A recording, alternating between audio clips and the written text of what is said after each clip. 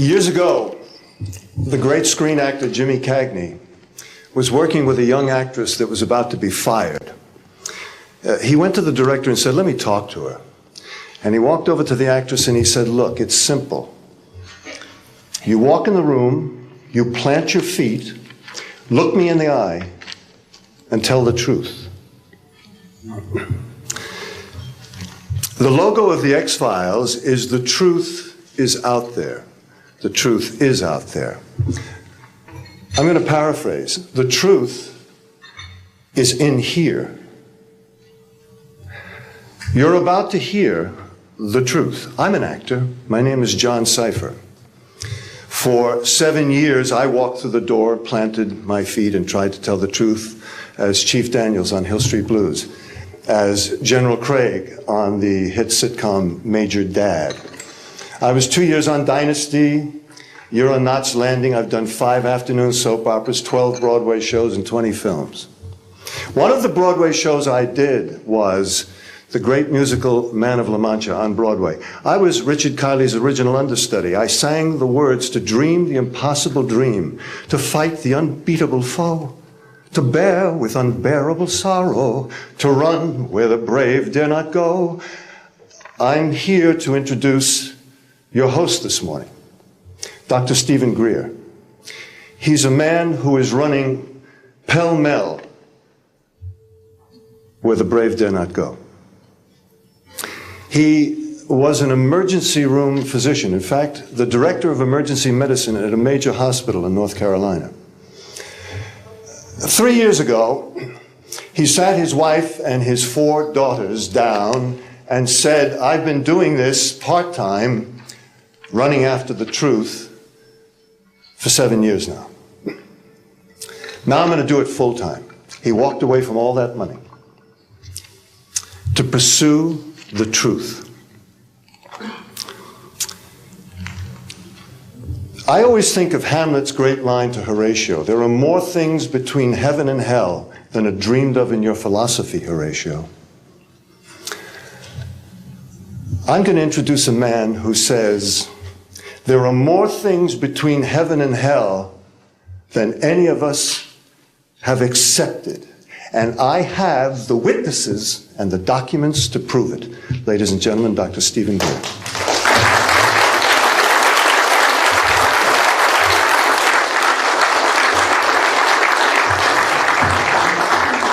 Thank you very much, John. Members of the press, the American public, and people of the world. We are here today to disclose the truth about a subject that has been ridiculed and questioned, denied for at least 50 years. The men and women who are on this stage and the some 350 additional military intelligence witnesses to the so-called UFO matter and extraterrestrial intelligence can prove and will prove that we are not alone. I would like to thank Sarah McClendon, who is with us today, the famed White House correspondent, for her sponsorship of this meeting. Thank you very much, Sarah.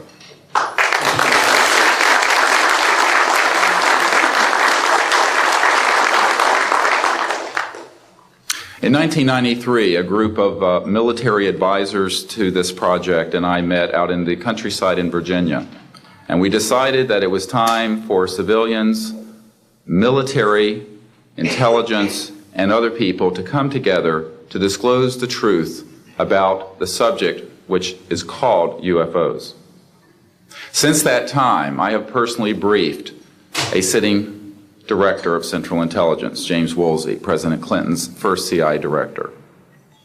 I have personally briefed the head of the Defense Intelligence Agency, the head of Intelligence Joint Staff, members of the Senate Intelligence Committee, many members of Congress, members of the European leadership, the Japanese cabinet, and others.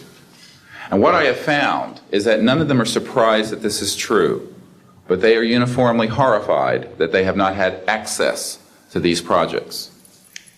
We can establish through these witnesses whom we have identified, which now number over 400, and these are people who have been inside the CIA, NSA, NRO, Air Force, Navy, Marines, Army, all divisions of the intelligence and military community, as well as corporate witnesses, contractors to the government. And these are folks who have been involved in so-called black budget or covert unacknowledged projects. These unacknowledged special access projects are taking in at least $40 to $80 billion per year. And they are sitting on technologies that can change the world forever.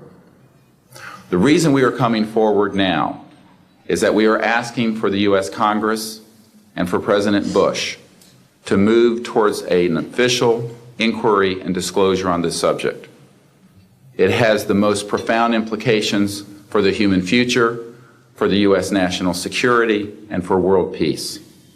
Specifically, technologies connected to UFO and extraterrestrial vehicles, if declassified and used for peaceful energy generation and propulsion, would solve the looming energy crisis definitively, would end global warming, would correct the environmental challenges that the Earth is facing.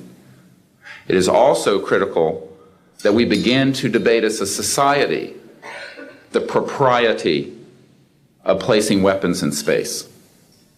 If indeed, as we can prove, it is true that we are not alone and that space is territory which we are sharing with other civilizations, it could be a very imprudent, destabilizing thing to place weapons in space.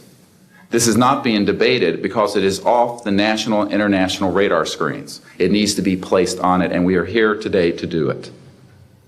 We can establish through this testimony that these objects of extraterrestrial origin have been tracked on radar going thousands of miles per hour, stopping and making right-hand turns, that they use anti-gravity propulsion systems, which we have already figured out how they work in classified projects in the United States, Great Britain, and elsewhere. That these objects have landed on terra firma, at times have been disabled, and have been retrieved specifically by teams within the United States, that extraterrestrial life forms have been retrieved, and their vehicles have been taken and studied thoroughly for at least 50 years.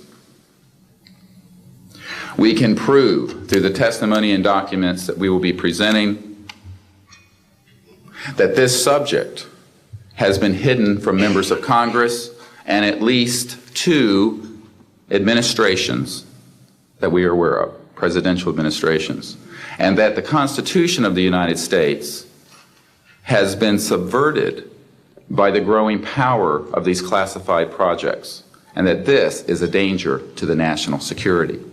There is no evidence, I wish to emphasize, that these life forms from elsewhere are hostile towards us. But there is a great deal of evidence that they are concerned with our hostility.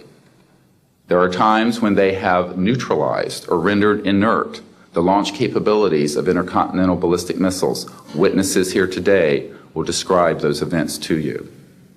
They have shown clearly that they do not want us to weaponize space, and yet we are proceeding down that dangerous path. And it will be established that these projects, because they have not been supervised properly by the Congress, by the U.S. President, by the international community, have become a threat to the national security. And for this reason, we feel we must disclose the facts. This is the beginning of the campaign for disclosure. And in a memo that I wrote to President Bush last week, I've stated that this campaign will persist until our goals are met, and they are as follows: that we have open, honest hearings on the subject in the U.S. Congress, that there be a permanent ban on the weaponization of space or the targeting of any objects of extraterrestrial origin, that there be a full and complete study of classified technologies connected to this subject to see how they could be properly declassified and applied for peaceful energy generation so that the world may get off of fossil fuels in enough time to prevent greater ecosystem damage, or war over the looming energy crisis, which is sure to sweep the Earth in the coming decade. This is a matter of the most pressing import. It has been ridiculed, yes. I know many in the media would like to talk about little green men.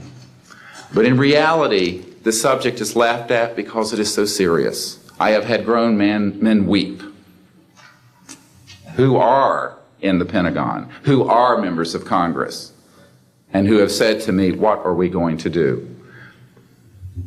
Here's what we will do.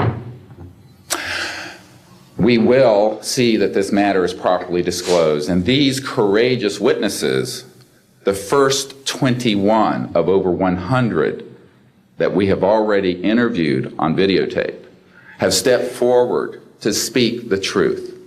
Now, I expect people to be skeptical, but not irrationally so, because these men and women have come forward and they have their credentials, they can establish who they are, and they have been first-hand witnesses to some of the most important events in the history of the human race. As was pointed out to me by some of the men here, they were charged with handling the nuclear weapons of the United States. Their word was trusted on everything of great importance for the national security. We must trust their word now. As Monsignor Balducci said at the Vatican, in an interview I had with him recently, it is irrational not to accept the testimony of these witnesses. So please be skeptical, but that is not the same as prejudiced and closed-minded. This is a matter of great importance, and I ask the media, the scientific community, and the political community to look seriously at this matter and to do the right thing for humanity and for our children. We have available for the media and for members of Congress a nearly 500-page briefing document with transcripts from dozens of these top-secret witnesses. We have a 4-hour videotape summary. It's not a commercial product, I'll warn you, from this project of the 120 hours that we have in interviews so far. They've been boiled down to 4 hours, and it's available for the Congress to review and for the major media to review. We can establish that this subject is real and has tremendous significance for the human future. I ask on all of you who are listening to contact the members of Congress that represent you and the leaders around the world and other countries and ask them to hold an honest inquiry into this subject to support a ban on weaponizing space, since we are sharing space with other life forms, and that we move quickly as a people to understanding that this is the end of the childhood of the human race. It is time for us to become mature adults in the cosmic civilizations out there. To do this, we must become a peaceful civilization, and we must look as we go into space with an intent of cooperating with other civilizations, not weaponizing that high frontier. The men and women who will speak next will do so in order, beginning on your left.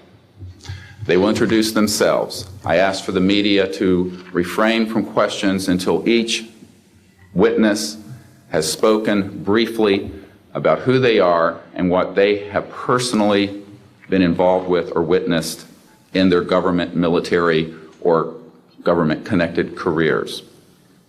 At the end, we will have questions. All of you may ask questions for as long as we can stay here, and we will provide you with all the information that you need. So we will begin now with the first of our witnesses, Mr. John Callahan.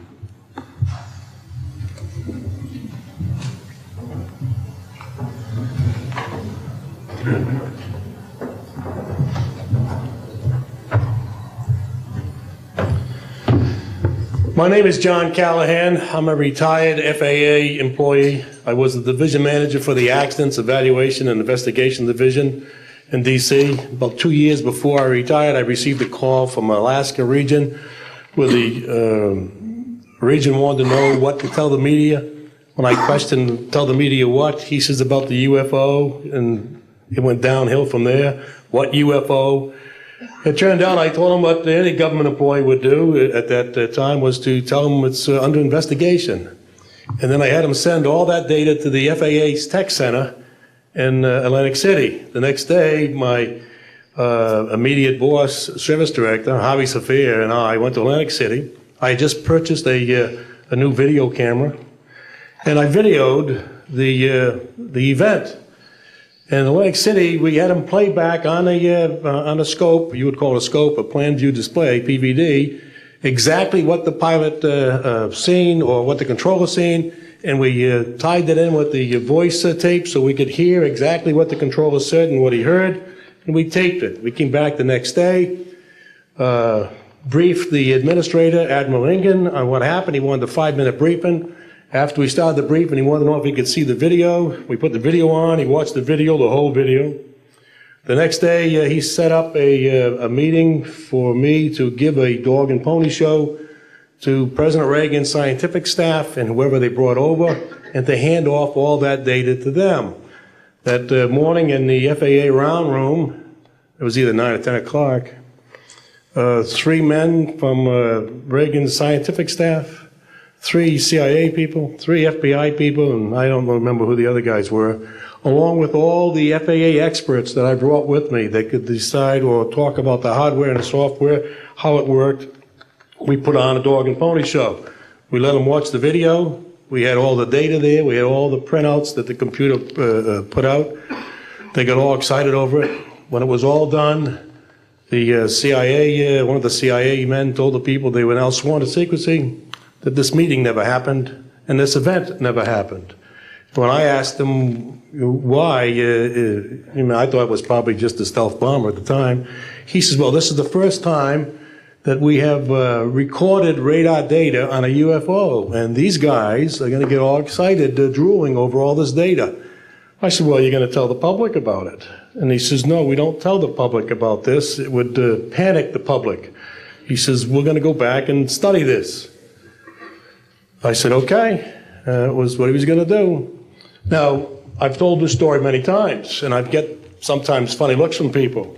I have with me the voice tapes of the controllers that were involved, the FAA original tapes. See, after we handed this stuff off to the president's staff, the FAA didn't know what to do with it. We don't separate UFOs from real traffic, so it's not our problem, okay? I have a copy of the original of the video that we took, which is rather interesting. And once the thing was all over, the reports started coming into my office, but because it wasn't an FAA air traffic problem, the FAA's report ended up on a table in my office. And it stayed there until I retired, when one of the staffers packed up all my gear and helped it move to my house. Also, in a box I found just a few days ago, in my 1992 tax return, I have the target printouts from the computer data, which, so if you wanted to or look at every target that was up there at the time, you can now reproduce this from this piece of paper here. And it's called the UFO incident, Japan 1648, I believe the number was, that happened on November the 18th, 1986.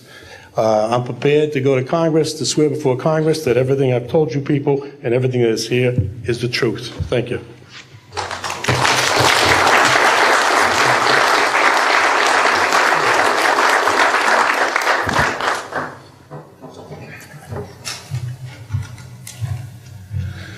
Good morning.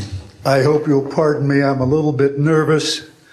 My name is Charles L. Brown. I'm a Lieutenant Colonel, U.S. Air Force, retired, subsequently 7 years with the Foreign Service.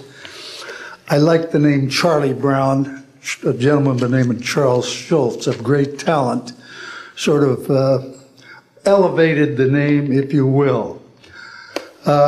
During World War II, I was a young farm boy from West Virginia. I got the patriotic bug, joined the United States Army, ended up flying bombers in Europe, and ended the war transport in the Pacific.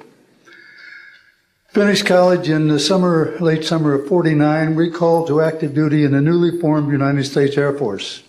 I was assigned to an organization called Office of Special Investigations. The Air Force, as most of you know, was formed in 1947. OSI, as a central investigative agency for the Air Force, was formed, I think, in 1948. So everything was relatively new. Needless to say, starting in 47, UFOs were rather new.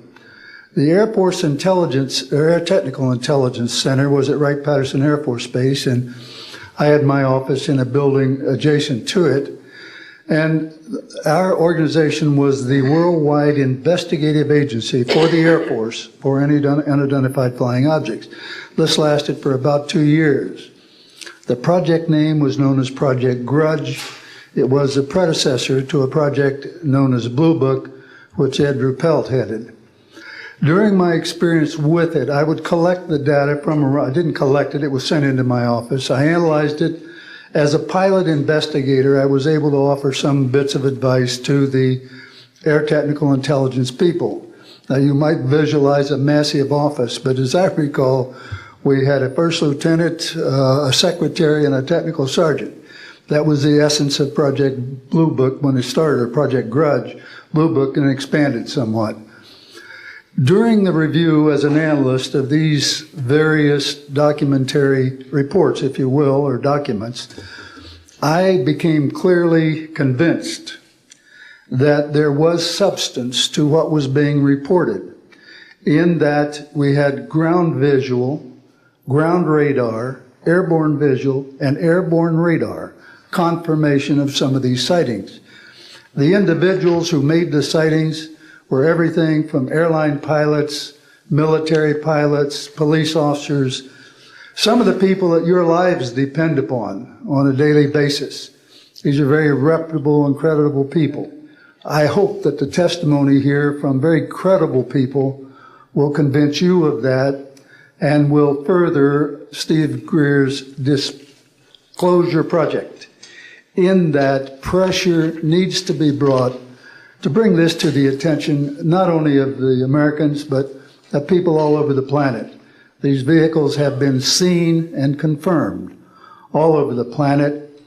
I am willing to sign a sworn statement or testify to my judgment and to what I have observed. Such things do exist. Please believe me. Please believe those who follow me. Thank you.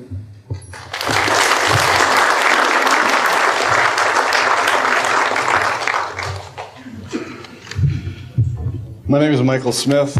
I was in the Air Force, a sergeant from 1967 to 1973.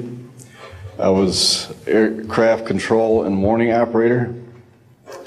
While I was assigned to Klamath Falls, Oregon, in early 1970, I arrived at the radar site, and they were watching a UFO on a radar that was hovering at about 80,000 feet.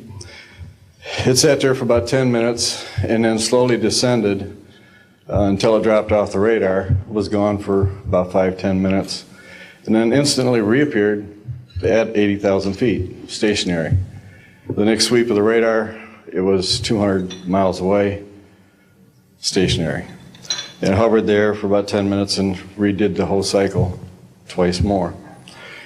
When I found out what you normally do when you see a UFO, I was told that you notify NORAD, you don't necessarily write anything down, you don't write anything down, and you keep it to yourself. It's a need-to-know basis only. And NORAD one night called me about later in the year to let me know as a heads up that there was a UFO coming up the California coastline. I asked them what I should do about this. They said, nothing, don't write it down, it's just a heads up.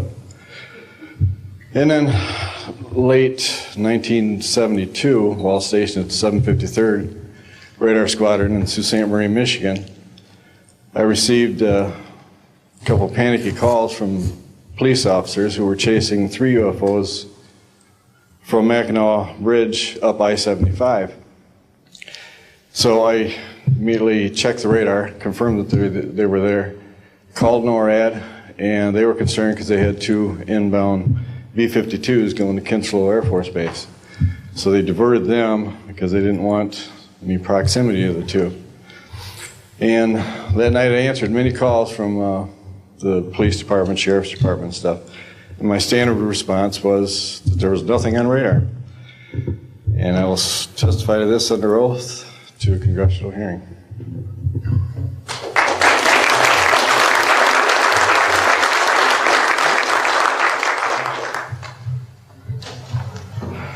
Good morning. My name is Enrique Colbeck. I am a traffic controller. I'm sorry for my English. I'm so scared. I'm not accustomed to talk in front of a lot of people. I'm here because I'm being a witness in a voluntary way on my work. I work in Mexico City as radar controller and the International Airport of Mexico. And I'm going to give an example about this signage that we have in Mexico for several years, and this issue happens a lot of times on my country, unfortunately. For example, March 4, 1992, we detect 15 objects west side of the Toluca airport, that is very close of our international airport at 50 miles, more or less. Then July 28 of 1994, we have almost a collision or something that we can name in that way with an international flight, domestic flight of Aeromexico 129, commanded by the pilot Raimundo Cervantes Ruano, that has a trash or something about in his main landing gear in the right leg. That's occurred tonight at 10:30, more or less. Then in the next week, the same year, in the same moment, the Aeromexico Flight 904 has another almost collision that was reported for the pilot Corso, the Capitan Corso, at 11:30 in the morning, and we detect that object on a radar. Suddenly, just for a moment. Then in the next week we have a lot of sightings reported by the pilots that give us information about the weird traffic or something, brighting lights and different times, and we detect some of them in that week. But in September 15 of 1994, we have a detection about 5 hours, more or less, on a radar and a new equipment that we believe that that equipment was working in not a good way, because it's not human that you have detection by 5 hours of the same object and apparently without movement. Well, we concur with the technical persons of radar in our country that the radar system was working well, and was very exciting, and we surprised when at the next day we received information about a periodist named Jaime Maussan that is studied these cases in Mexico, about that a sighting from a lot of people in the Metepec city.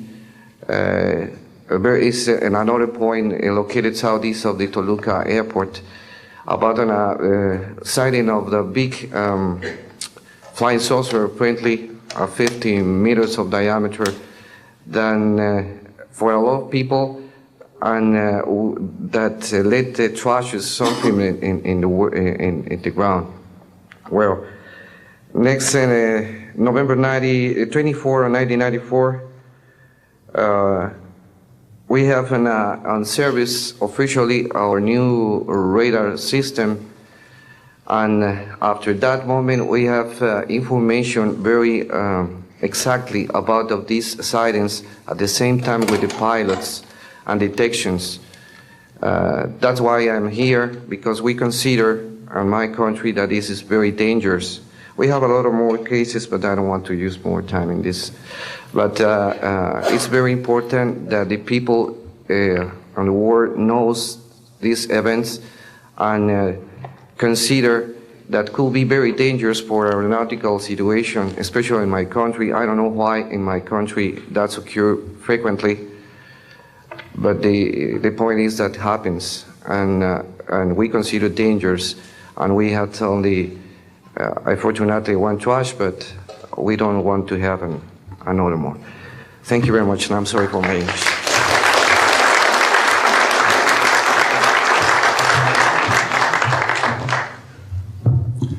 My name is Graham Bethune. I'm a retired Navy commander, pilot, had a top secret clearance.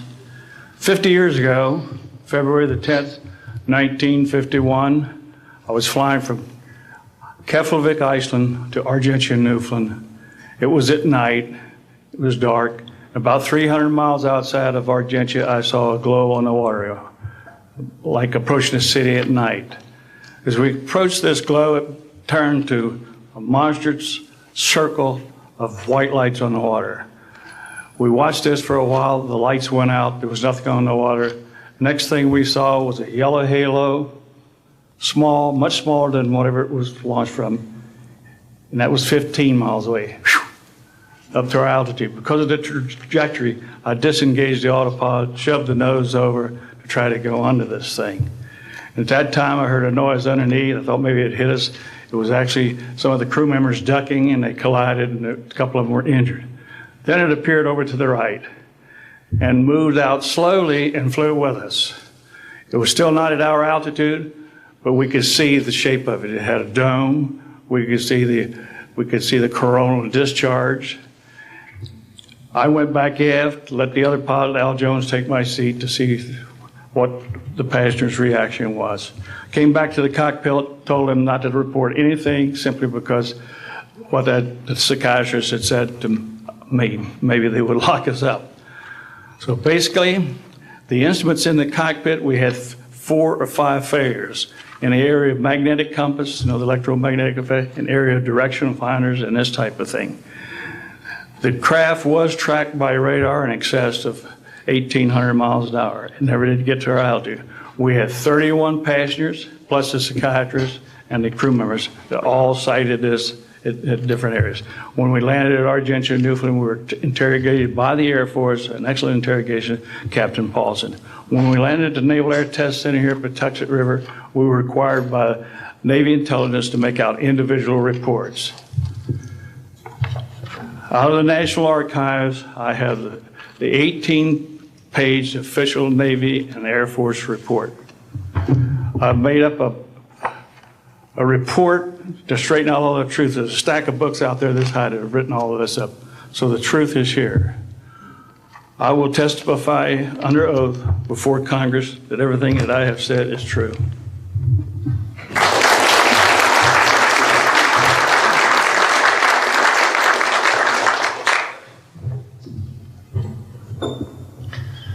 My name is Dan Willis. I was in the United States Navy. I held a top secret crypto level 14 extra sensitive material handling security clearance. I worked in the code room at the Naval Communications Station in San Francisco. In 1969, I received a priority message from a ship near Alaska that was classified as secret. The ship reported emerging out of the ocean near port bow, a brightly glowing reddish-orange elliptical object, approximately 70 feet in diameter, emerged out of the water, shot into space, traveling at about 7,000 miles per hour. This was tracked on ship's radar and substantiated. Years later, I worked at the Naval Electronic Engineering Center in San Diego for 13 years.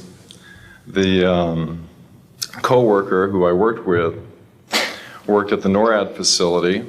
When he first started working at the facility, he noticed objects going on the screens that track everything out in space and in the air, objects going off the scale, doing right-angle turns. When he inquired, his older supervisor advised him that, quote, it was just a visit from one of our little friends.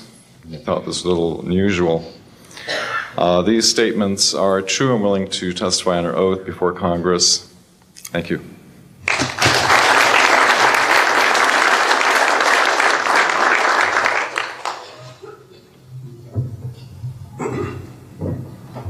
My name is Don Phillips. I was in the United States Air Force and had worked with certain intelligence agencies of the United States government.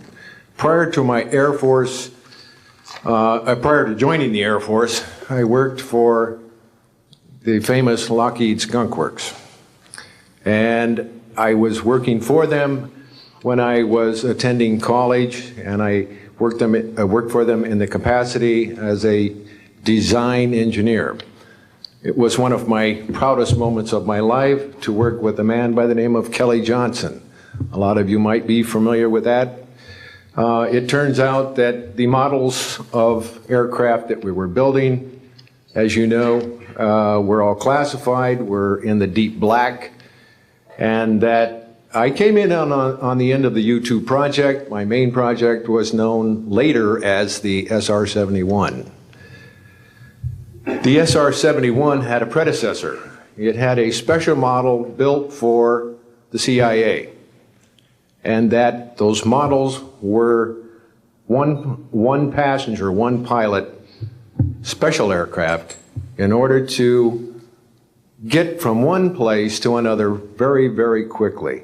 Now these SR-71s, as we know them, the Blackbird, are the type of aircraft that are still classified in a sense as far as the altitude that it flies at and also the speed records that it holds.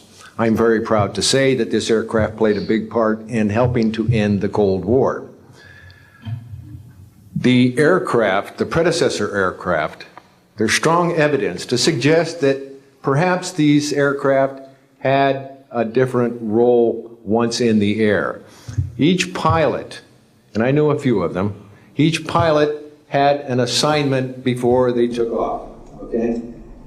They learned about the assignment immediately prior to takeoff, and there's strong evidence to suggest that there was a dual role in that they were monitoring some type of traffic to and from planet Earth. This can be verified at a later point. I'll jump into my military experience. My first field assignment for the United States Air Force was at Las Vegas Air Force Station. And that was my first experience with Las Vegas, and I couldn't understand why people were being so excited about going to a place such as this, but I soon found out about a year later.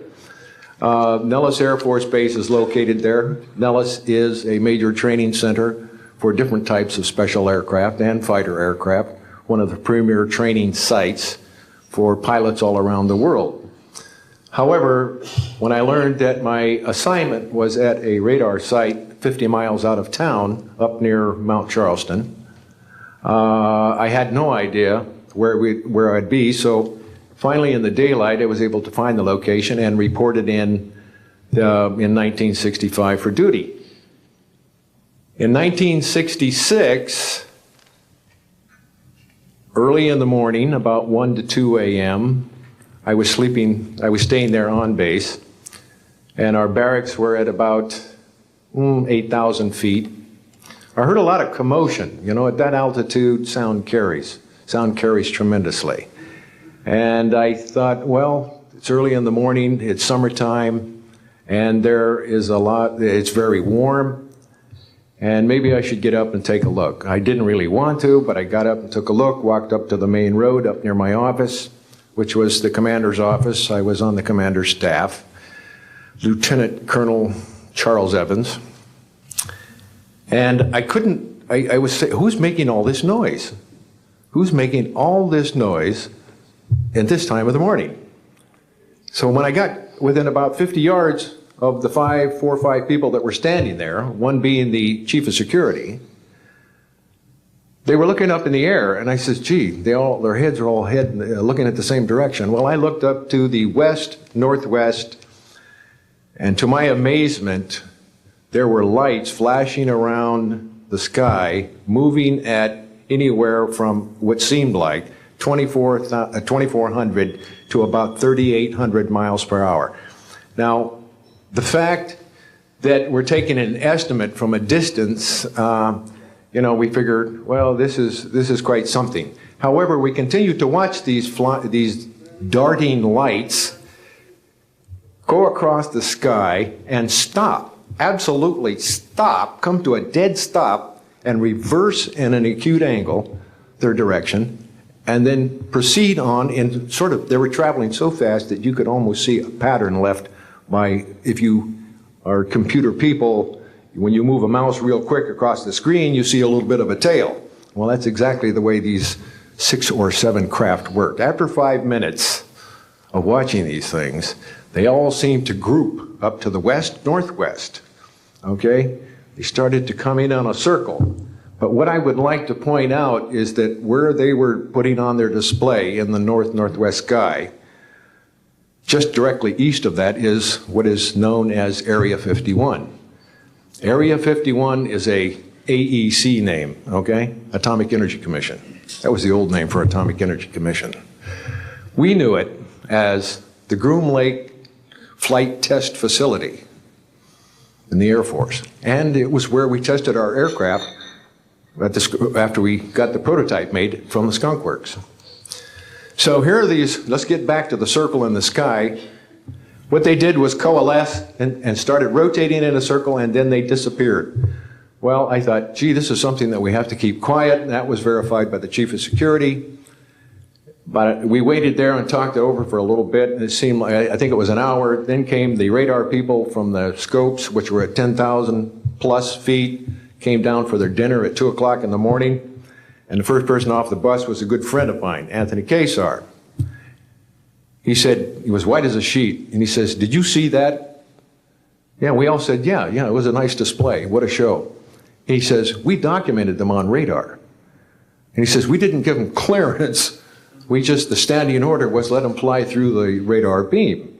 He says, we documented 6 to 7 UFOs. Now, we don't know who was guiding those, but they were certainly intelligent. And we don't know where they landed because they coalesced and disappeared. So I will say at this point, to keep it short, that I will testify under oath as to what I say is true, and I will do so before Congress. Thank you.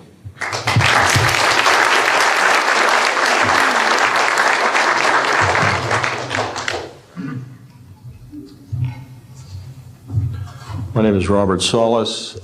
Contrary to what it says on the card, I was not a lieutenant colonel in the Air Force. I was in the Air Force active duty after I graduated from the Air Force Academy in 1964 until 1971 and separated as a captain. In March of 1967, I was stationed at Malmstrom Air Force Base, Montana, as a missile launch officer, Minuteman missiles. On an early morning of March 16th, 1967, I got a call from my security guard, primary security guard upstairs. We had about 6, as I recall, flight security airmen upstairs. I was downstairs 60 feet underground in a capsule monitoring and controlling 10 nuclear-tipped Minuteman missiles. I got a call that morning that they were seeing strange lights flying in the sky. I disregarded that call. Told them to call me when something more significant happened. I got another call subsequent to that call, and this time it was a more intense tone in the guard's voice. It was very clearly very frightened. He said there was a bright, glowing red object hovering outside the front gate. It was oval-shaped. He had all the other guards out there with their weapons drawn. Right after that call, I woke up my commander, who was on a rest period, Fred Mywald, a retired colonel now, and told him about the phone calls. As I was telling him about the phone calls, my weapons started going down, one after the other. They went into a no-go condition, what we call a no-go condition. They were unlaunchable. We lost somewhere between 6 and 8 weapons that morning. within minutes of having received that second phone call of a UFO hovering outside the front gate. Again, that morning, after reporting it to the command post, we were informed that a very similar incident happened at Echo Flight. I was at Oscar Flight. They lost all 10 of their weapons under similar circumstances, very similar circumstances, where UFOs were sighted over the launch facilities. They had maintenance crews and security crews out there that had spent the night, and they were reporting UFOs over those sites. And the commander of that flight was Eric Carlson. He also separated as a captain, and the deputy commander was Walt Fiegel. He retired as a lieutenant colonel. We have those witnesses that I just mentioned, the names I just mentioned have spoken of this event before, and they will back up this story. We also have documentation that I received through FOA requests from the Air Force outlining the Echo Flight incident, and including in that documentation a reference to UFOs. We have telexes covering this incident, and in one telex it says the fact that no apparent reason for the loss of 10 missiles can be readily identified is cause for grave concern to this headquarters. This was from SAC headquarters.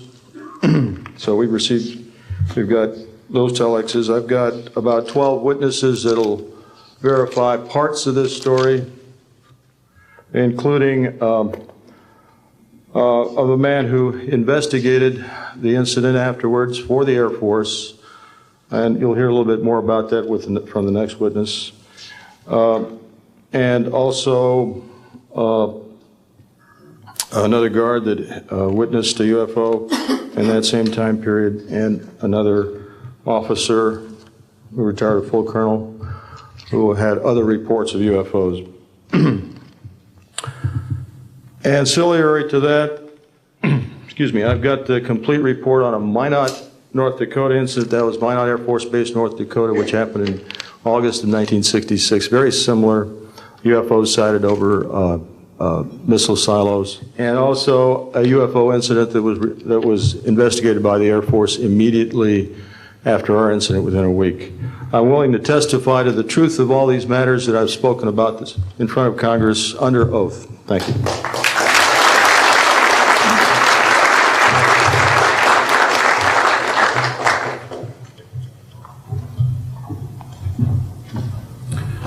Good morning. My name is Dwayne Arneson. I served 26 years as a communication electronics officer in the U.S. Air Force, all over the world, including Vietnam. I was lucky to be selected to be commander of 3 different units in the Air Force. I held a top secret SCI TK clearance, and for those who know, it is slightly above top secret. I retired in 1986 as a colonel at Wright-Patterson Air Force Base in Ohio. I would like to relate about 3 different experiences, if you will, that relate to UFOs. As a young lieutenant over in Germany, Ramstein Air Base, Germany, back in the early 60s, I was in charge of the cryptographic center. I had a top secret crypto clearance at that time, and I can clearly recall seeing a message that went through my crypto center which said that a UFO had crashed on the island of Spitsbergen, Norway, and the team of scientists were coming to investigate it. Going forward to the 1967 timeframe, I was assigned to the 28th Air Division at Great Falls, Montana, and I was the officer in charge of the communications center there. Also, I was a top secret control officer for the division. I had a crypto account. I was an account custodian, and I also passed out nuclear launch authenticators. During that time, I can recall seeing a message come through that communications center which said, basically what Bob just got through talking about, is that a UFO was seen near the missile silos and the missiles were deactivated. Coincidentally, The person that Boeing sent to investigate the particular missile conditions, if you will, what made them shut down, was my first manager at Boeing, Mr. Bob Kaminsky, who has since passed away. And I can recall him on different occasions. He lived close to me in Auburn, Washington. That's where I'm from. And he said, Arnie, he says, those missiles were perfectly clean. That was the result.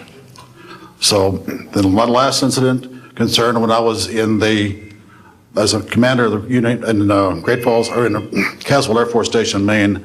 I had contacts with the security police at Loring Air Force Base, and they told about UFOs that were seen near the nuclear weapon storage areas on Loring Air Force Base. And I'd be glad to testify to Congress that this is absolutely the truth. Thank you.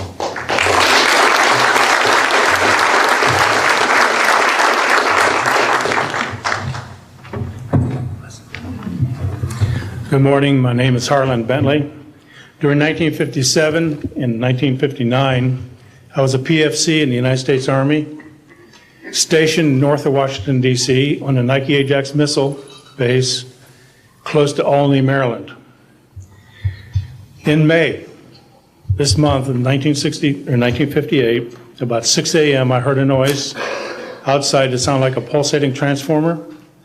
I sat up in my bunk, I looked out the window, I saw a craft heading for the ground and crashed.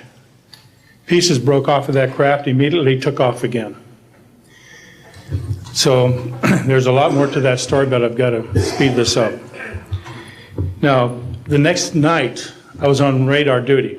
I get a call from the Gaithersburg missile base. He says, hey, I got 12 to 15 UFOs outside, 50 to 100 feet above me.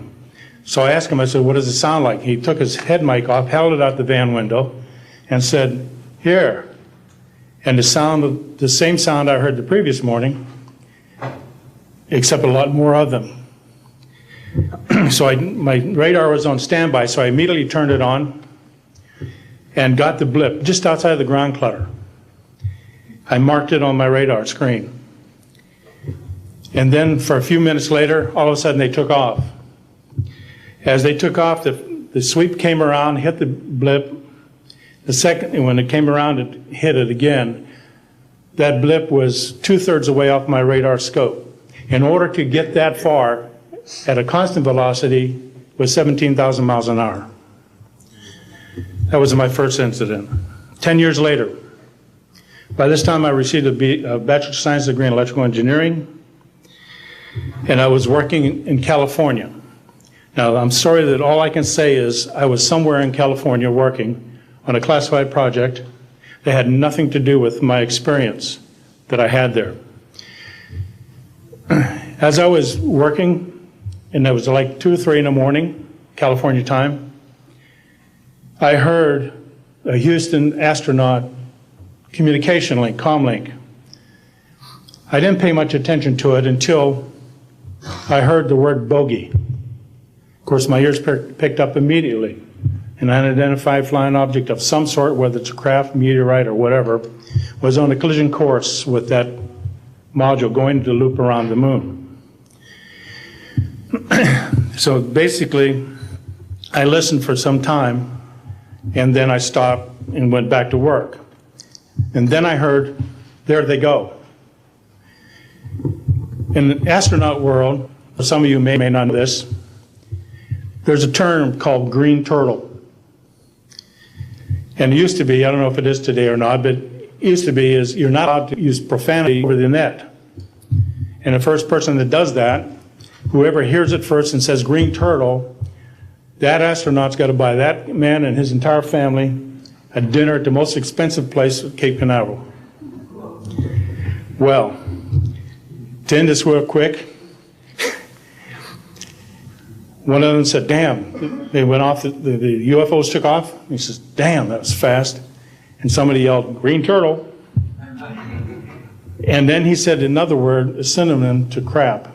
And then somebody else yelled, green turtle. And you could see him grit his teeth, because now he had to buy 2 expensive meals. And my particular experience, I will testify before Congress if necessary. and explain exactly what happened. Thank you.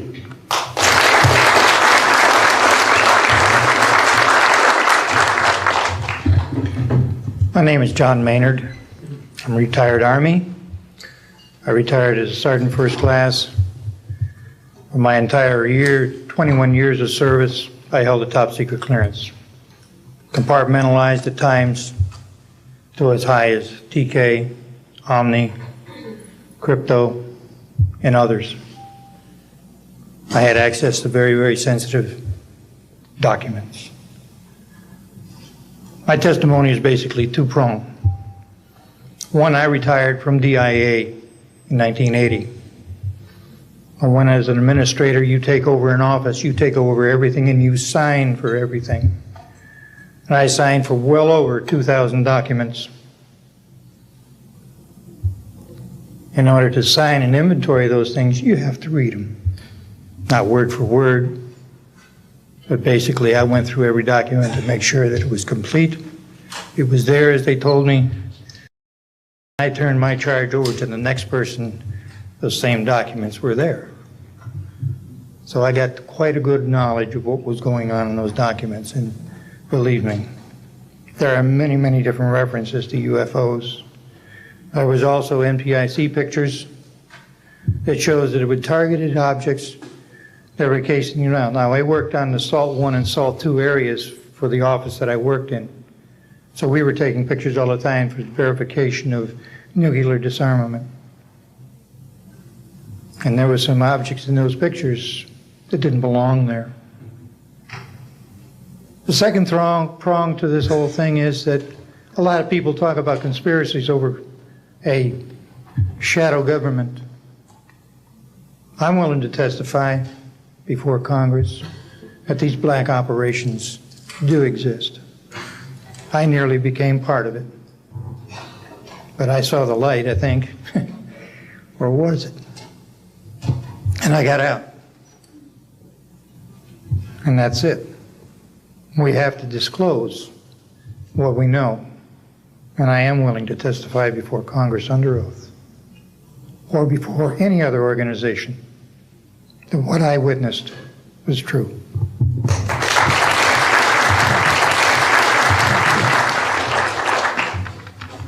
Good morning. My name is Carl Wolf, and I was a precision electronics photographic repairman with a top secret crypto clearance in the United States Air Force. I was stationed at Langley Air Force Base in Virginia. In 1965, in mid-1965, I was loaned to the Lunar Orbiter Project at NASA on Langley Field. Dr. Colley was in charge of that project. They had problems with a piece of electronic equipment that was bottlenecking their production of photographs. I went to the facility, and when I walked into the facility, there were scientists from all over the world. I was stunned, actually, to see people at a NASA project from all over the world. It didn't make any sense to me initially. I was taken into the laboratory where the equipment was malfunctioning. I couldn't repair it in the dark. I asked to have it removed. A Airman Second Class was in the dark room at that time. I was also an Airman Second Class. I was interested in how the whole process functioned, how the data got from the lunar orbiter to the laboratory. I asked the young man if he'd describe the process to me. He did.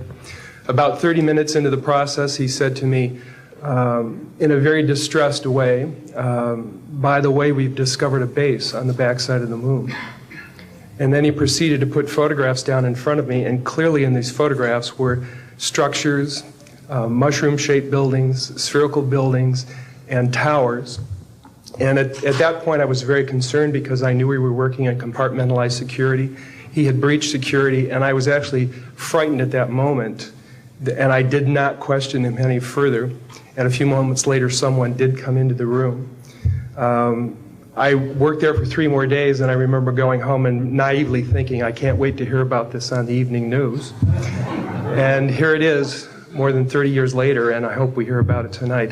And I will testify under oath before Congress that what I'm saying is the truth.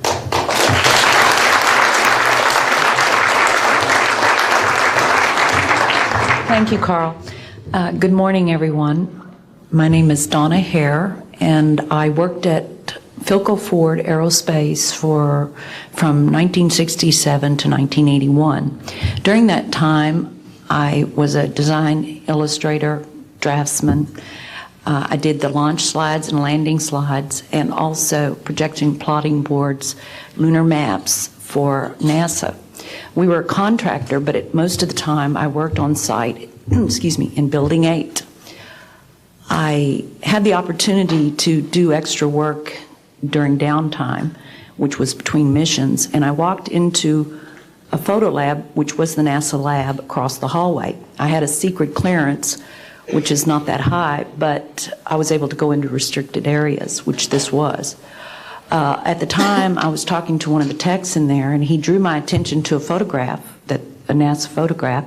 It had a dot on it, and I said, "What is that?" Well, he drew my attention to it, and I said, "Is that a dot on the emulsion?" And he said, and he's smiling, and he has his hands crossed, and he said, "Round dots on the emulsion don't leave round shadows on the ground." And this was an aerial photograph of the Earth, I'm assuming the Earth, because it had pine trees on it, and the shadows of the craft, or whatever it was, were in the same angle as the trees.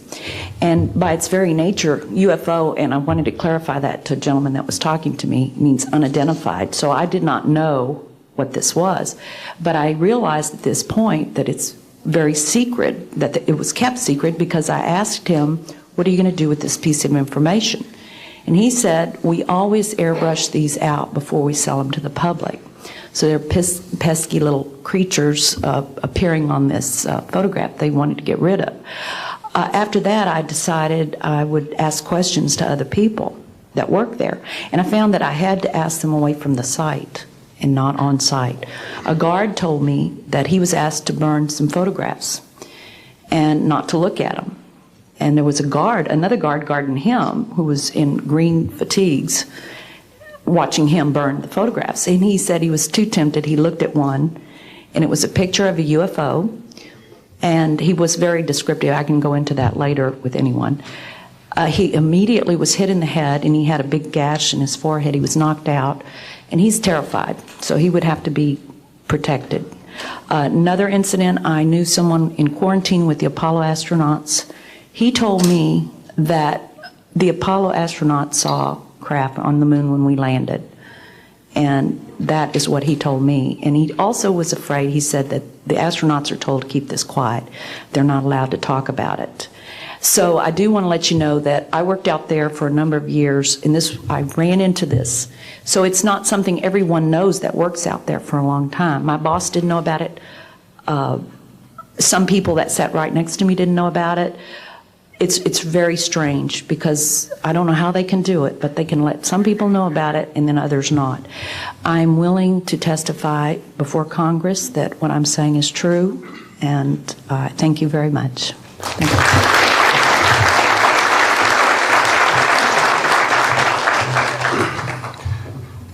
Good morning, ladies and gentlemen, and members of the press. My name is Larry Warren. 20 years ago, in 1980, I was a security specialist assigned to RAF Bentwaters, Woodbridge, NATO Air Force facilities in Suffolk, East Anglia. I had a secret security clearance.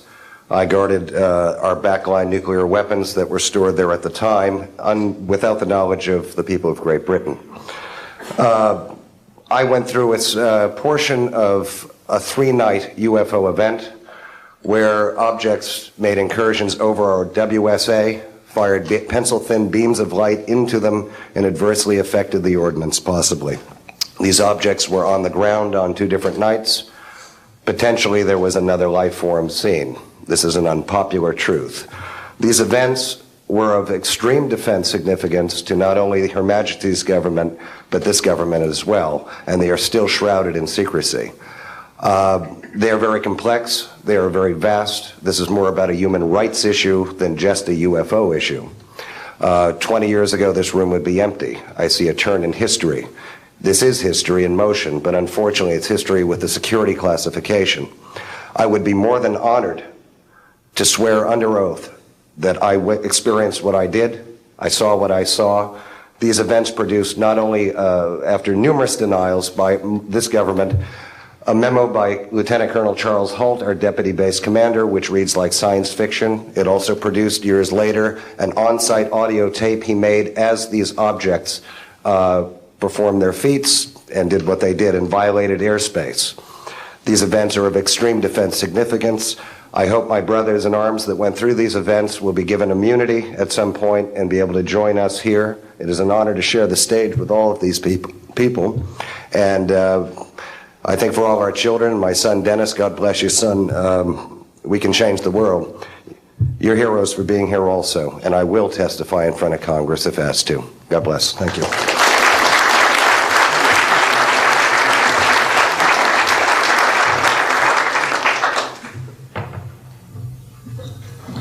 Hi, my name is George Filer III. The reason I'm here is because George Filer V is in the hangar and will be born on Friday. And I'm a retired intelligence officer and flyer with almost 5,000 hours, and I didn't believe in UFOs until London Control called us in the winter of 1962 and asked us, would we chase one? And we said, sure. So we let down from 30,000 feet to 1,000 feet where the UFO was hovering, and we went into a steep dive and actually exceeded the red line of the aircraft. So it's kind of dangerous chasing UFOs. In any case, I was able to get the UFO on the aircraft radar at about 40 miles, and we could see a light out in the distance, and as we closed, we kept on picking up this radar return. The point I'm mentioning that the radar return was very distinct and solid, indicating it was some kind of a metallic object. We got about a mile from the UFO, and it kind of lit up in the sky and went off into space, very similar to what the shuttle looks like when it takes off. Later on, I was working in intelligence. In Vietnam, I briefed General Brown about UFOs. When I was in 21st Air Force, in McGuire Air Force Base, briefed General Glau about a UFO over Tehran, Iran in 1976. That two F-4s from the Iranian Air Force had taken off and tried to intercept the UFO. And when they turned on their fire control systems, they immediately went on. All the electrical systems went out. The planes had to return to base. This was particularly significant because it was also picked up on satellites. In 1978, on January 18th, I was going into the base. Every morning I did the briefing to the general staff, and I noticed that there are some lights off in the distance at the end of the runway there. And when I got into the command post, the senior master sergeant in charge said that there had been UFOs in the pattern all night. They're on radar. The tower had seen them. They gotten aircraft reports and so on. And that one had landed or crashed at Fort Dix. Fort Dix and McGuire are right together. And this is kind of like the Roswell of the East. But in any case, an alien had come off the craft and had been shot by a military policeman and apparently was wounded and was heading for McGuire. So for whatever reason, the aliens liked the Air Force better than the Army, perhaps because they're shooting at them. But in any case, our security police went out there and found him on the end of the runway dead. And they asked me to brief the general staff, General Tom Sadler, and at the 8 o'clock stand-up briefing. And I said, I don't think I want to do this. You know, the general doesn't have a good sense of humor, and I'm not sure I believe this. So I did some checking, called the 438th Command Post, and everybody had pretty much the same story. And at 8 o'clock that morning, just before I went on, was going to brief this, and I was very worried about it. They said, don't brief it, that it's too hot, so to speak. That's pretty much my story, and I'm prepared to tell the story in front of Congress, and it is the truth. Now, because of this, I've stayed interested in UFOs, and I'm the Eastern Director of the Mutual UFO Network. And between the National Reporting Center and Peter Davenport and the MUFON, we get 100 reports a week on average of people from all over the United States that see these things regularly. And if you start checking, they're out there and they're low, and people are seeing them all the time. And these are highly qualified people, all of whom essentially give us the reports by email. Thank you.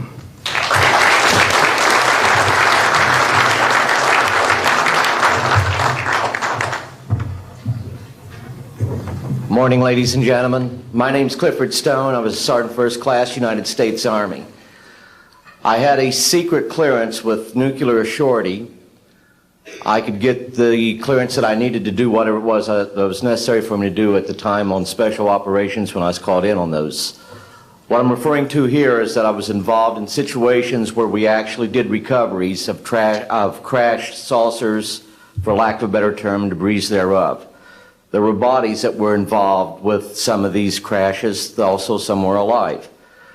While we were doing all this, we were telling the American public there was nothing to it. We were telling the world there was nothing to it.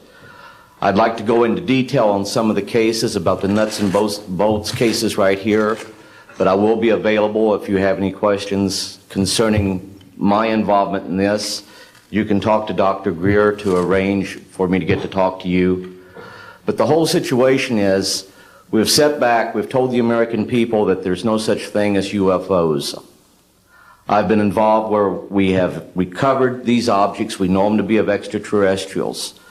In 1969, I had an event that happened to me while I was stationed at Fort Lee, Virginia. We went to Indiantown Gap, Pennsylvania. That would be my first exposure to any time that we would be recovering an unidentified flying object. When we went there, we already had people that was already in the facility. We were a backup team, which was supposed to be NBC because there was supposed to be some nuclear materials that was on board this craft. Later on, most people involved were to be told that there was nothing on board it. It was nothing more than just a crash of one of our aircraft. I know better because I was one of the people that approached it with a Geiger counter to get surface readings. I was the first person to go ahead and see that there were bodies on it. That would be the first of approximately 12 events. UFO crashes are not events that take place every day. They're rare. I know we're not alone in the universe. I know that the absence of evidence is not evidence of absence. It's evidence that has been denied to the American people.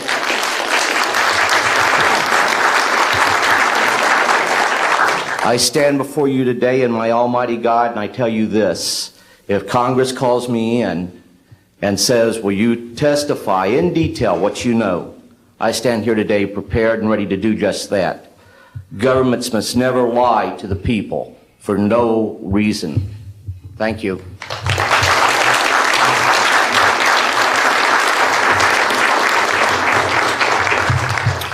Good morning. My name is Mark McCandlish, and for the last 21 years, I have worked as a conceptual artist for a variety of defense contractors. I've been involved in conceptual artwork of the production thereof for Rockwell on the X-30 program, and also on the high-step program, that's spelled HYSTP, means Hypersonic Testbed Program. During the course of my career, I've twice had a secret security clearance. In 1967, while my father was stationed at Westover Air Force Base, the headquarters for 8th Air Force Strategic Air Command, I witnessed and watched through a telescope a UFO which hovered over a nuclear weapons storage facility for approximately 10 minutes and then departed with an acceleration approaching a bullet leaving a rifle barrel. In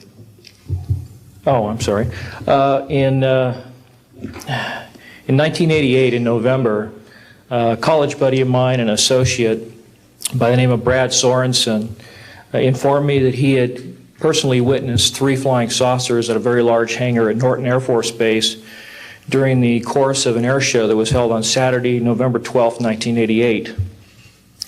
I subsequently called my congressman from that district.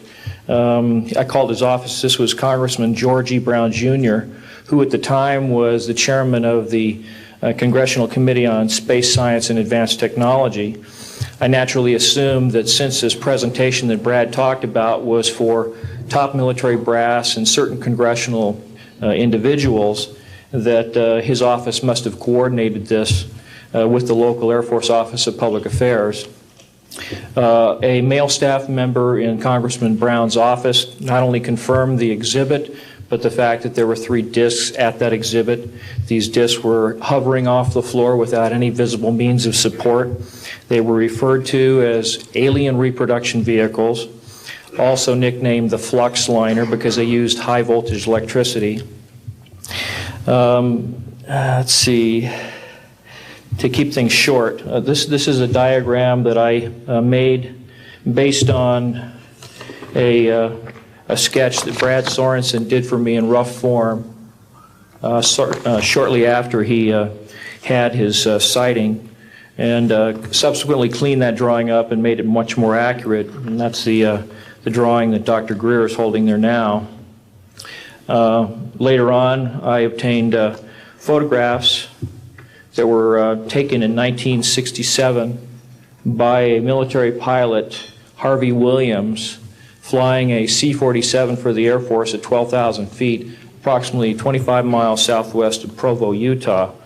This particular vehicle matches the so-called ARV in all proportions and respects in terms of the detail of the shape of the craft. And this was photographed, as I say, in June or July of June of 1967. I later spoke to a gentleman by the name of Kent Sellen that I met at an air show at Edwards Air Force Base in 1992, the first unveiling publicly of the B-2 bomber. He indicated to me that in 1973, when he was a crew chief working on experimental aircraft at Edwards Air Force Base, that he had unintentionally wandered into an area where there was a classified aircraft, namely the ARV. He described it in detail, and he added other details to the account concerning the configuration and the operation of the vehicle that Brad Sorensen was not aware of. Subsequently, Brad Sorensen met with the famous aeronautical designer Burt Rutan, gave him a copy of this blueprint which you've just been shown. Mr. Rutan felt that it was a joke and put it on his wall as kind of a joke. And a third party confirmed for me later that a Colonel Ray Walsh from Edwards Air Force Base was visiting Mr. Rutan, saw this blueprint on the wall and registered quite a degree of shock and anger, wanted to know where the hell he got this blueprint, because there was in fact such a craft at that time, approximately 1994-95, in a hangar at Edwards Air Force Base, North Base Complex at that time. Subsequently, I've done a lot of research on this product, this vehicle. I've come across a number of declassified documents that show that the Air Force, as early as 1960, was wind tunnel testing flying saucer shapes up to Mach 20. And I also have declassified NASA documents that show similar shapes. In fact, this is the document here that more or less details the wind tunnel testing up to Mach 20. This is the NASA document right here that was declassified, and it shows a variety of spherical and lenticular shapes that were flight tested up to, or I should say, wind tunnel tested up to Mach 6. I subsequently obtained a copy of an interoffice memo from Hercules Aerospace that describes a particular type of science involving something called zero-point energy and scalar waves. According to Brad Sorensen, this is the basis of the technology for these anti-gravity propulsion systems. This particular document here describes 6 different meetings involving the Defense Intelligence Agency and cooperative efforts with the Russian scientific community in investigating this, what is called the fundamental enabling technology that was originally discovered apparently by Nikola Tesla in the early 1900s. Anyway, I could provide you much more detail at a later time, and I am prepared to testify in detail concerning these events and their truthfulness before Congress. Thank you very much.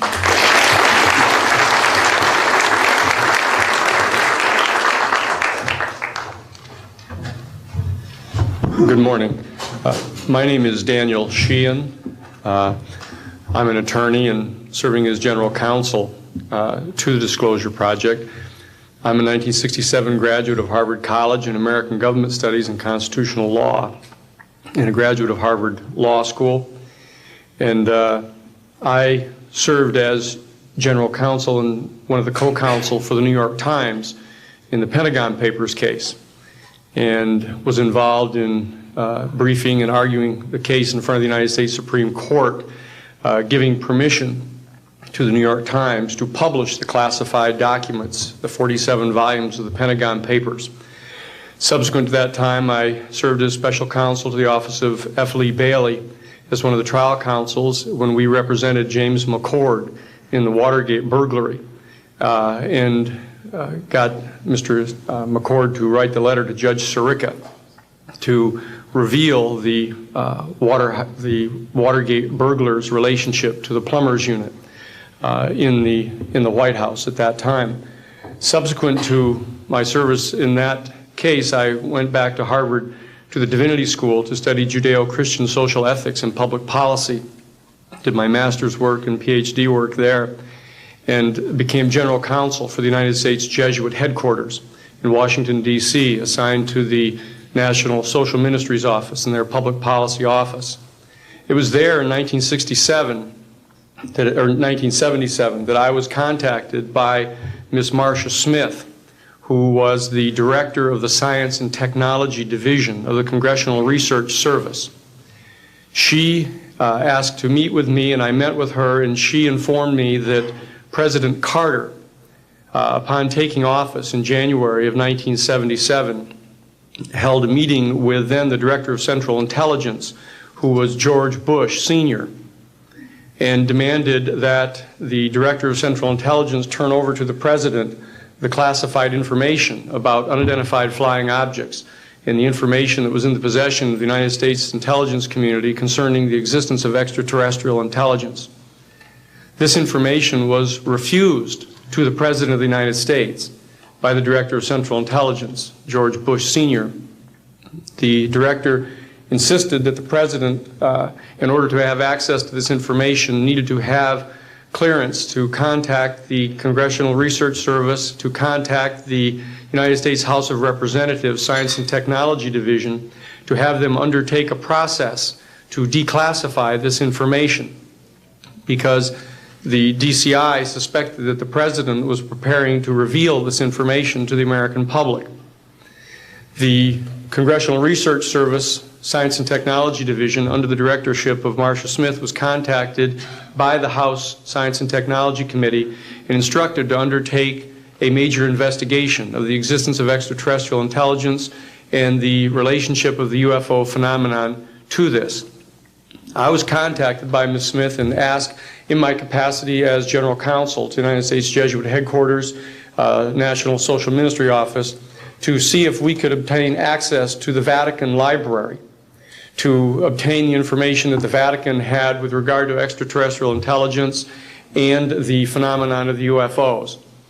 I pursued that with the permission of Father William J. Davis, the director of the National Office, and we were refused access as the United States Jesuit Order to the information in the possession of the Vatican Library.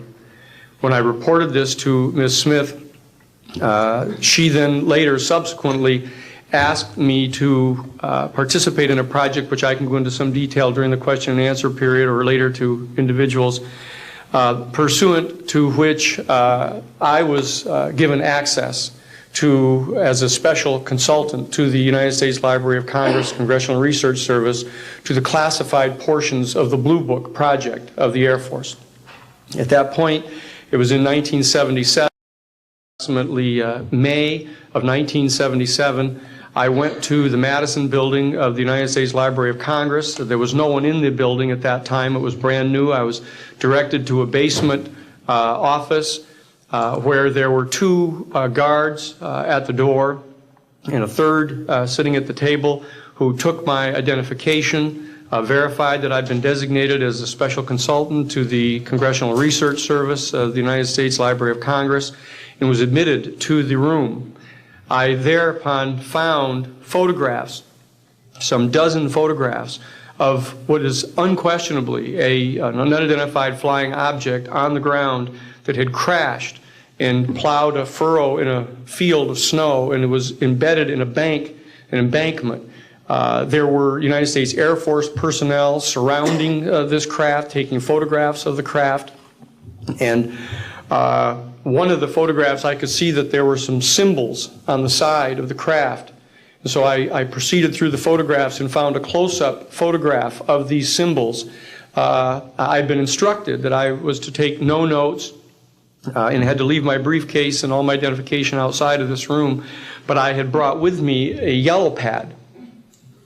And so what I did is I opened up the yellow pad and refocused the overhead camera onto the same size as the cardboard backing of the yellow pad, and I physically traced the copies of the symbols on the side of this craft, closed the yellow pad back, put the microfiche back into the canister, reclosed the box that I had, and I said, it is time for me to leave. And I took this and proceeded to leave the office, at which point the security guards stopped me, and one of them said, "What is that you have there, Mr. Sheehan?"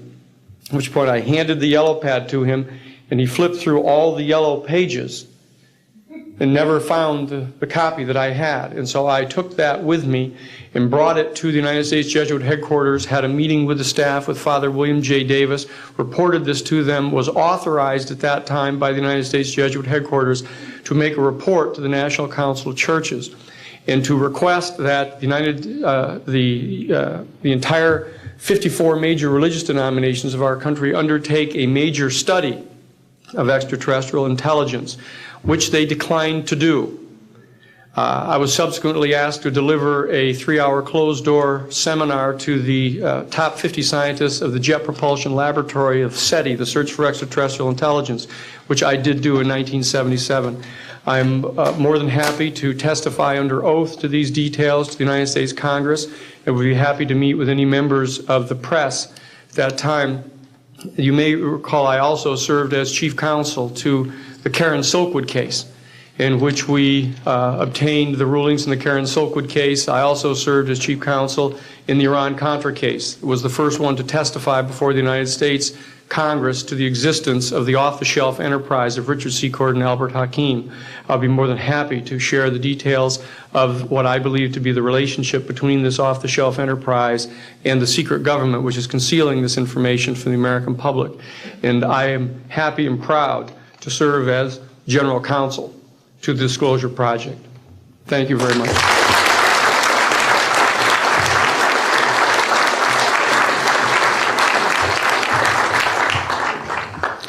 Good morning. My name is Carol Rosen. In 1974, after being a 6th grade school teacher, I was introduced to the late Dr. Wernher von Braun, in the U.S., the father of rocketry.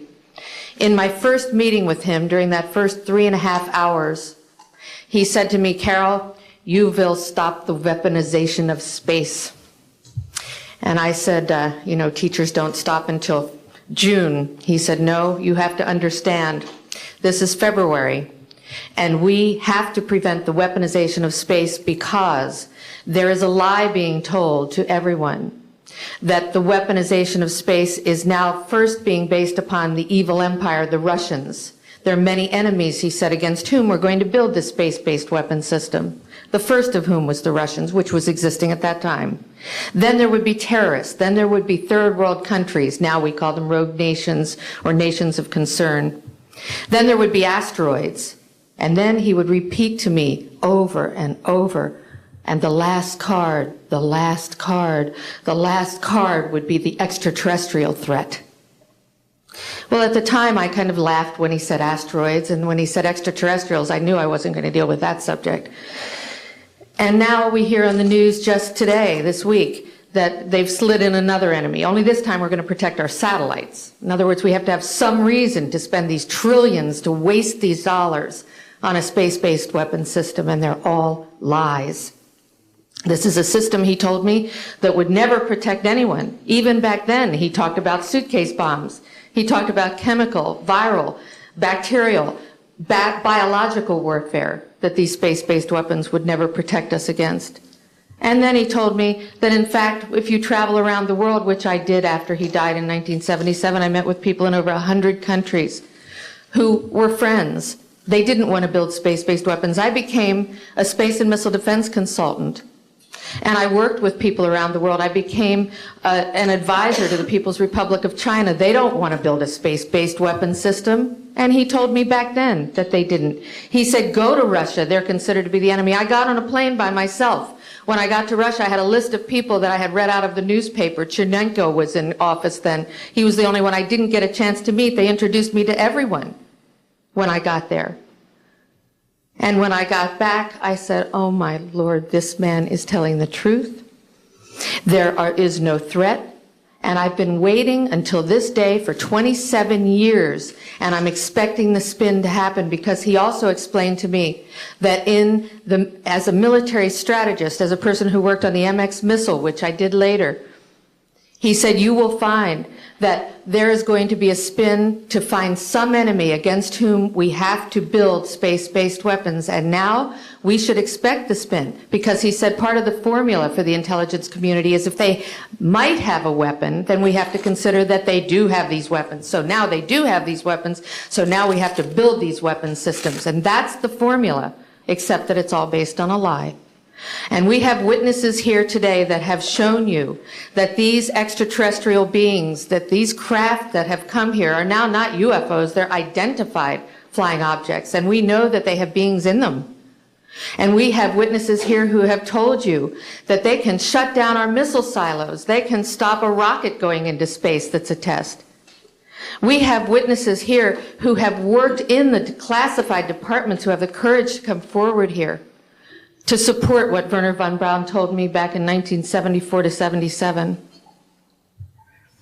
And I will testify before the Congress that when I founded the Institute for Security and Cooperation in Outer Space, which I shut down a few years ago because I didn't believe we had a chance with this huge, integrated around the world, complex weapon system, that we had any chance at all of transforming that war industry into a space industry that could provide benefits, like Dr. Greer has said, of global warming. We can end that situation of that problem. We can end the energy crisis. We can build now non-polluting technologies. Wernher von Braun used to tell me that we could have cars back then that drove around off the ground. He described this to me on beams so that we have no pollution on this planet. And we can solve the problems of the people that are urgent and potential, and the other animals and the other cultures on Earth and in space.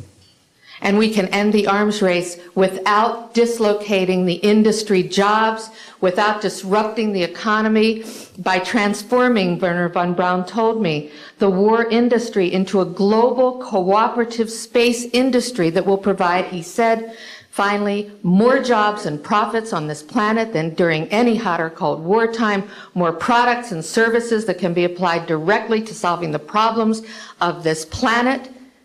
And we can have a whole planet now that lives in peace on Earth, with all the cultures on Earth and with all the extraterrestrial cultures in space. And these are words that Wernher von Braun told me in 1974, and I will testify before the Congress under oath about everything I have said and more.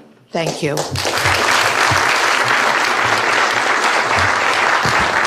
Thank you very much. I'd like to thank each of the witnesses and for your patience. We're running about 50 minutes late, and I do apologize for that. I want to emphasize that all of these witnesses each could speak for probably anywhere from 2 to 5 hours about what they have witnessed. We were trying to give you a snapshot. We have another 400 of these witnesses. I have carried this burden for 8 years. I'm now giving it to you, the American people and the people of the world, to take it forward. What I'd like to do now is open the audience for questions from the media. You may address them to me or to an individual witness as you deem appropriate. Yes, ma'am. Yes, Maribel Gonzalez with Reforma, Mexican newspaper. I have 3 questions. One is,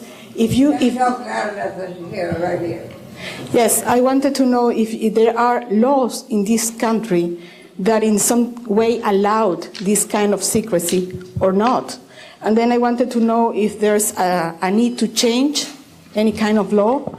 And the next one I wanted to ask you, if you may, is who is profiting from this secrecy that maintains in secret the solution to the energy crisis? I mean, well, let me get to those, okay, quickly, because we are short on time. First of all, I think initially there was an appropriate national security apparatus in place in the 40s during the Truman and also Eisenhower years. By the late Eisenhower years, we have a testimony from Brigadier General Stephen Lubkin, still a practicing attorney, that by the late Eisenhower years that he had lost control of these projects primarily because of the compartmentalization into the military-industrial complex. Operative word industrial. There are corporations such as SAIC, Lockheed Martin, Northrop, and others that deal specifically with this issue, with advanced energy and propulsion systems connected to UFOs. And I think that what has happened, from the best we can tell, from insiders that have briefed me for now about 8 years, is that we have lost control of these projects from a constitutional law perspective because the infrastructure within military intelligence and corporate channels is so well funded and so complex and labyrinthine that there are compartments within compartments within compartments, and people who are in the Congress who make inquiries, and in fact President Clinton, when he made inquiries, were simply denied access, as you heard earlier that President Carter was denied access. On your other question, I would say that in terms of profiting from the status quo, big oil.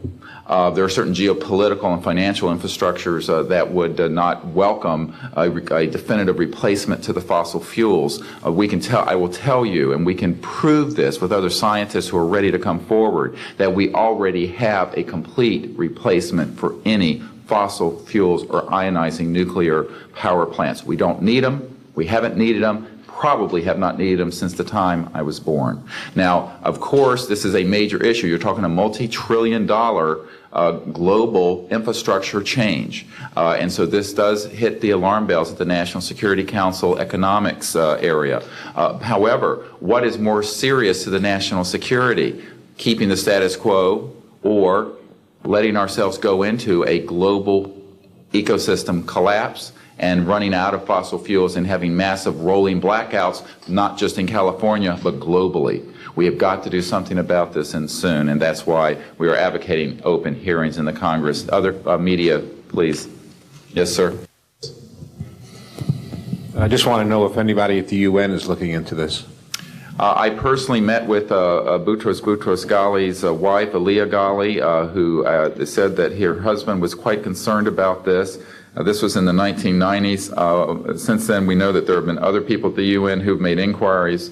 The problem is the UN has no mandate to deal with this. It needs to be given a mandate from its constituent member nations. And I think that the public and the member nations need to ask that the United Nations get involved with this. This is an international peace issue and an international security issue, and it should be taken up by the UN Security Council. And of course, we are recommending that as well. Yes, sir. So I think my question is actually to Clifford Stone. You said that you had seen aliens on a craft that had crashed. I wondered if you could describe what they looked like. I could, but it would probably take a whole lot of time. The reason I state that, when I got out in 1989, we had cataloged 57 different species. You have individuals that look very much like you and myself that could walk among us and you wouldn't even notice the difference, except for some of the things that they might be able to go ahead, even in a dark room, and touch an object and go ahead and identify what color that object might be. They would have a heightened sense of smell, sight, hearing. The situation is that you have various types of what we normally call grays. We didn't call them grays in the military, but you had at least 3 types of the grays. You had some that were much taller than we were. The unique thing that I'd like to point out for the most part is that the entities that we did catalog were in fact humanoid. Now this created a situation where the scientific community was trying to figure out why that would be the case, because you would expect that if life evolved on other planets, that they would take on some type of other being, so to speak, not necessarily look humanoid or be bipedal such as we are. But apparently, we got quite a few of the species out there that are humanoid in appearance, and that creates a question that yet has to be answered by science. Yes, and as I call on you, please state the news agency that you were with. Yes, ma'am. Deanne Divis with United Press International. Could you please address the vehicle that there was a drawing displayed of? Why would this vehicle be on display at an air show?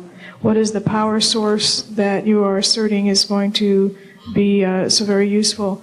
And how can you determine that this vehicle is not something that is being developed, by a government agency?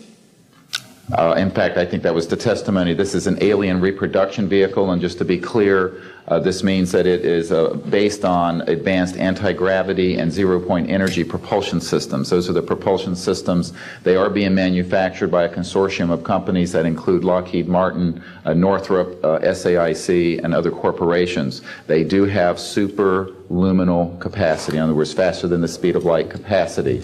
I think Mr. McCandlish and other witnesses that he's identified could go into more of the technical physics of it. I'm just a country doctor from Virginia, I tell people. I mean, really. And but this is actually what is the reason it's called alien reproduction vehicle, is that it's based on the study of extraterrestrial vehicles, but it is manufactured by human military intelligence, aerospace contracting arrangements. And this is very important. It means that we, Homo sapiens, have the ability to access this so-called zero-point field of energy, which is the ambient field of energy from which all matter and energy is fluxing, and can access that energy and generate all the power we need to run this planet without fossil fuels or pollution. Do you have any direct evidence, though, that this, we're talking about the same government that so appropriately named a snooper program Carnivore. So just because it's named the alien reproduction vehicle, considering the history and the questions that have been existing for such a long time about flying saucers, do you know, is there any direct reason to believe that this is actually derived from technology? Any of the witnesses who can attest to that? And how would this, a propulsion system, a rocket engine doesn't necessarily translate into electricity. Can you elaborate on that? Well, the first part of your question, I would say that the testimony of witnesses we have, some of whom are here, others that are not here, but they're in the briefing materials, is that we have studied specifically extraterrestrial vehicles which have been retrieved. The breakthroughs in that research have led to applications that have led to the building of this and similar anti-gravity devices. And that, in fact, this can be proven in open testimony before Congress, and that is exactly what we are calling for. We have the witnesses to establish this, and they also have the documents and the specific details of the propulsion systems. But this is not a jet internal combustion system at all. It is actually kicked in by a type of electric power source, and it then accesses this ambient zero-point energy field that is responsible for all matter and energy existing, and by special configurations and what have you, it causes a cancellation of mass inertia and an anti-gravity effect. And this is a complex technical discussion which is probably beyond the scope of this conference, but we have materials in the briefing document that we can provide you with references to people who have studied the anti-gravity effect as far back as certainly the 1950s. We have one witness who said that his family was connected to the RAND Corporation, and that by the mid-1950s that more money had been spent on anti-gravity propulsion systems than the totality of the Manhattan Project. So yes, we can establish those elements. Other questions? Thank you. My name is Murray Felsher. I publish a newsletter downstairs here called the Washington Remote Sensing Letter that deals with reconnaissance and surveillance of the Earth from space.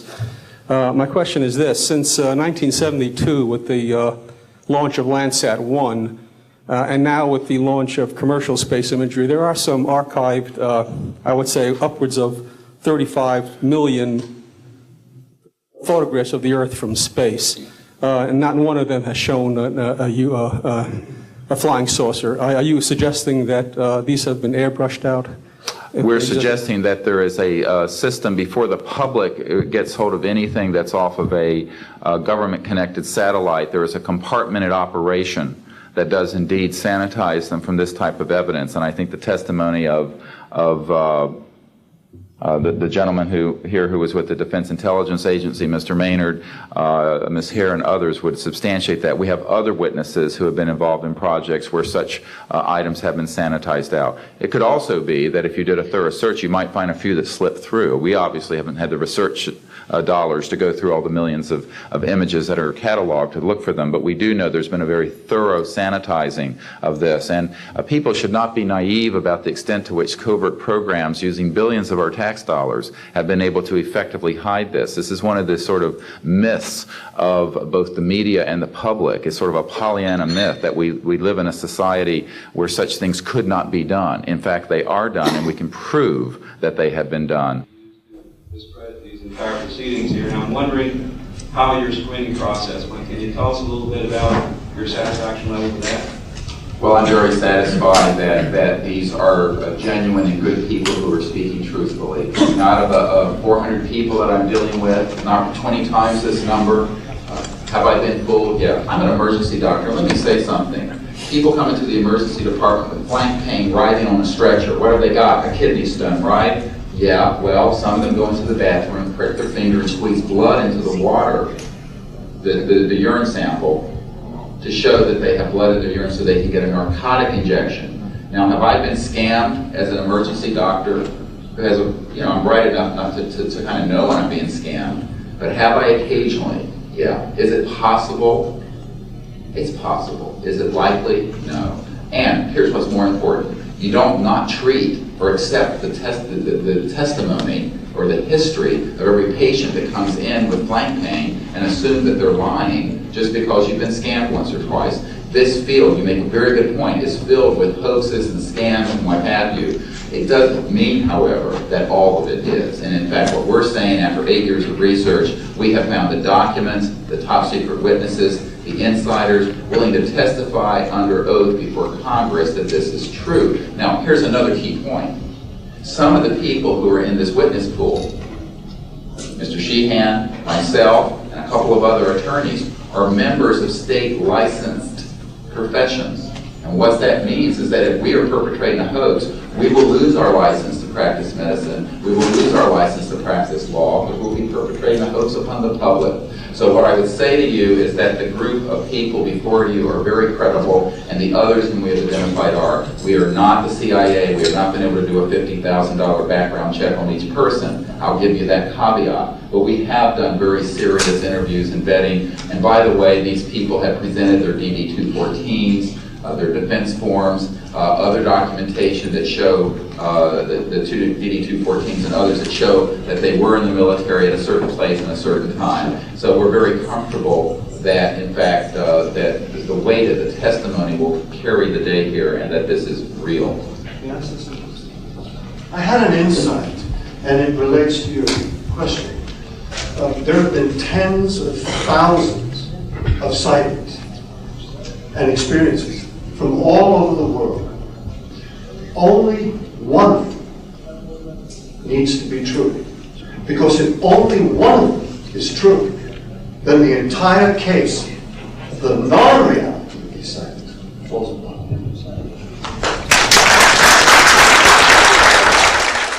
Such evidence out of the public domain, yes. A priori, all signed agreements and oaths that have flowed from such operations are null and void.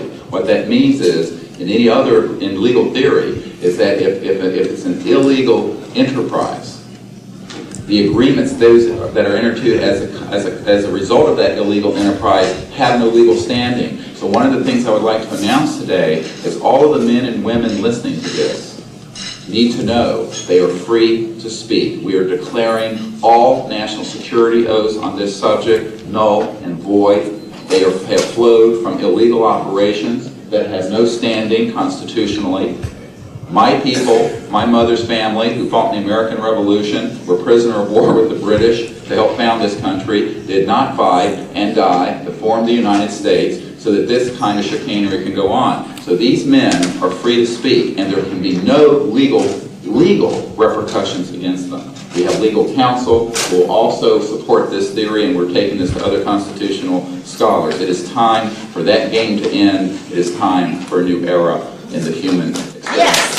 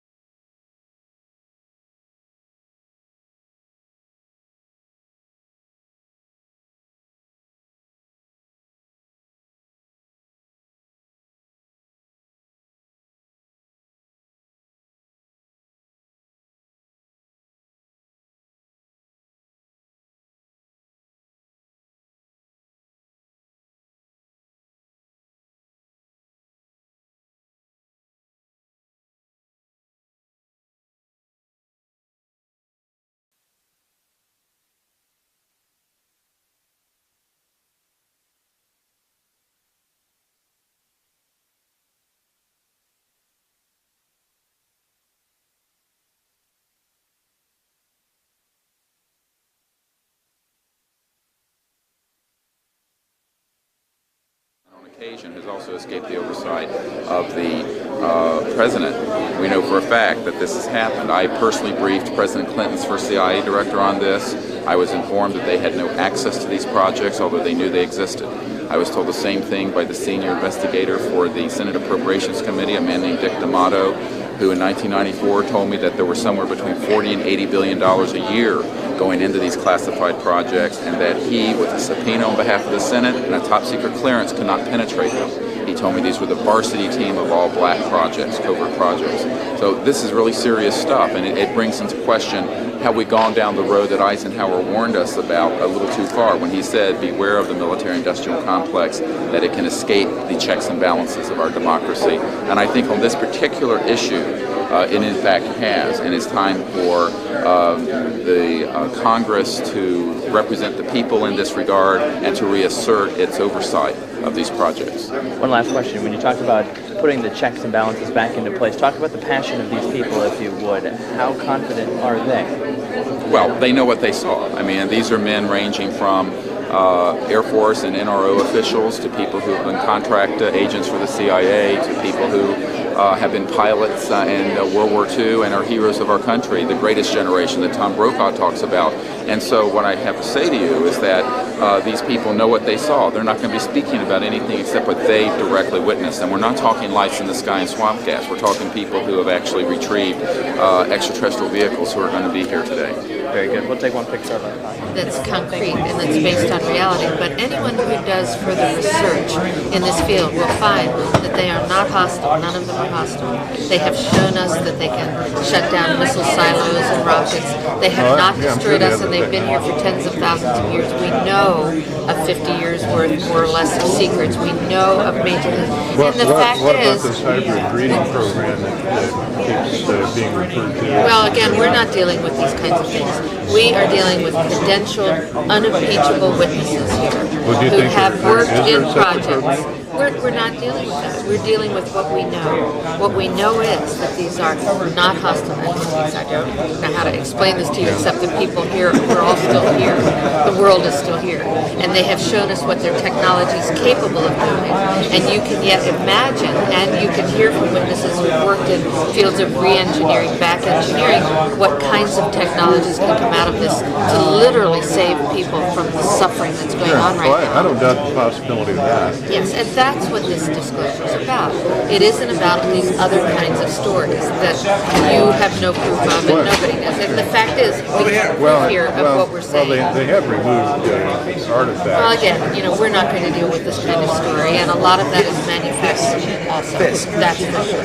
So what we're dealing with here is concrete evidence, documents, people who have worked in the industry, in the military, industrial complex in the intelligence community. I worked on the MX missile, and I was threatened if I went public with that whole thing. So you can imagine.